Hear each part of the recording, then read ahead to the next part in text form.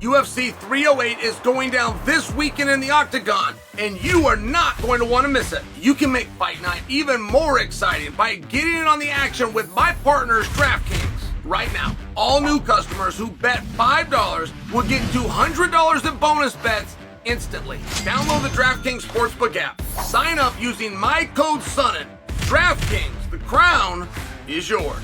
You can also stay in on the NFL action and use your $200 in bonus bets to bet anytime touchdowns on DraftKings. DraftKings is the place to bet touchdowns.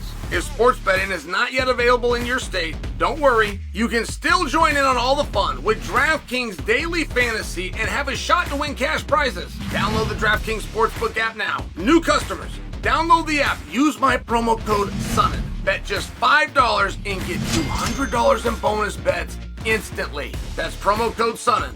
Only at DraftKings Sportsbook. DraftKings, the crown is yours. Let me give you a few predictions, okay? Now, nostalgia is very real. It's hard to come off of that. I can remember back, and for you older fans like me, the year was 2005. The venue was in Los Angeles, and the main event was Royce Gracie versus Matt Hughes. And it was important that Royce won that fight. It wasn't just about who do I want to win, or stylistically, what have I learned as an analysis. Like it was important that Royce won that fight because you're clinging not only to an era, but a group of ideals. And I share that with you because in hindsight, it was very obvious what was going to happen, right? You hadn't done it in a really long time against the current guy best at doing it on a pretty regular basis. Like it was pretty clear. But letting the idea go of Max Holloway, it's different. It's different because it's not about ideals. It's not even necessarily about nostalgia. It's not about philosophies and different forms of martial arts, but there is a belief that Volkanovski will fill in for whoever wins between Max and Topuria. There's that belief. Volkanovski is the one that told us that he has already verbally been told that, and now Volkanovski is there. He's on Fight Island. He's in Abu Dhabi. They showed him on stage and whatnot, which is very relevant, right? If he's not there and Lopez is sitting in the front row and there's any chance for an organic face-off and or call-out, that's the guy that it's going to. Like, you can't unfry that egg. So the fact that they brought Volk out, I think, does add a level of cadence to the idea that he is being considered to go in next. I can't say he's going in next because I don't personally believe it. I don't think you can bring Lopez out there. I don't think you can weigh Lopez in. And I don't think that Ilia Topuria is going to call out Volkanovski. If Max is to win, I don't think Max is going to call out Volkanovski. He might do it out of respect. Like, hey, Volk, hey, what's up, buddy? Let's go for number 4. The crowd's going to boo. We kind of needed to see Max Topuria or Max Volk part 2. Nobody wanted to see part 1. I'm not being a dick about it. I just happened to be there live. It's for the World Championship. It wasn't even a main event. So then you got matches 2 and 3. I mean, I'm really not being a jerk. Nobody's behind the idea of Max Volk Part 4, even if that's the one that you have to do. And I'm bringing that to you because you would think that Lopez would be getting a nod, but I want to bring it to you even further.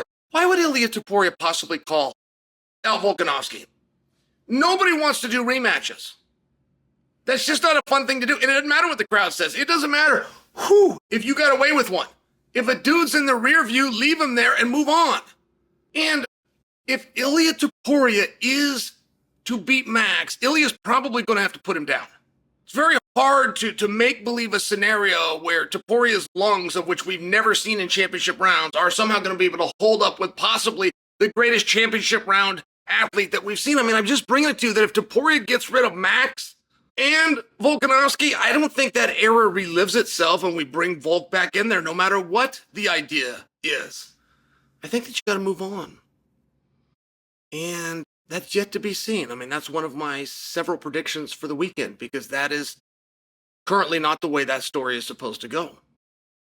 But things do change quickly. I'll bring that to your attention. I'm going to move into the co-main event. And I just got done working. I had 3 or 4 hours of conversation. Some in front of the world on ESPN and some during commercial breaks that you won't see. But Coach Dean Thomas and Dustin Poirier. And they both took Whittaker. They took Whittaker And largely within their analysis is because Whittaker does so well with a long drawn-out fight, and that Chimaev was fatigued against Kamaru Usman. Now, I am taking Chimaev in the fight, though I will fully admit for you this is as razor thin as they come. However, I like how close this fight was with Kamaru Usman. I like that Chimaev found himself in a dust-up with Gilbert Burns. It's not helpful to have a guy that starches everybody or has to put in punch the clock for less than a round. It's not helpful. It will come back and bite them in the ass as soon as the going gets tough. And we saw that happen to Chimaev, and he adjusted. And as far as a guy being tired when a fight is over, I think a guy better be tired when a fight is over. I think a guy better be exhausted. He better put all the energy that he's got into that battle, but it doesn't mean he couldn't take that same amount of energy and stretch it over 25 minutes. And there's a very big misunderstanding with a guy's cardio ability and a guy's pace. They're very, very different. So I actually see it as an advantage for Chimaev. I'm giving him the nod there. And final, right? Guys, Raychik. I'm taking Raychik. 4-1, 3-1, depending on who you're looking to. That is unbelievable. And to come back to Dustin Poirier, come back to Coach Dean Thomas, but apparently Raychik had done a period of time at the American Top Team. And both Dean Thomas and Dustin Poirier remember him from when he was out there, and they remember watching him spar, and they were saying, man, this guy was a handful way back then. Guys weren't wanting to spar with him then. They were telling me that he'd set people up, and he was throwing a certain head kick, and other guys would watch him, and then they'd go work on it on their own, because they weren't really conversing back and forth. And I'm just adding to it. But I certainly understand Uncle Ian's greatness. When a guy's undefeated, that's very intimidating. Paul Craig fans, please don't think you have to tell me how that fight went. If we remove that, right? If we grade this on a curve, and you got Paul Craig, who's not ranked and has even left the division, I just share for you, I do get how impressive that is. But I think you're missing that one. And that's the one that'll bust the trifecta, right? I mean, that's the big outside chance. But I'm taking Max. I'm taking Chimaev. I'm taking Raychik.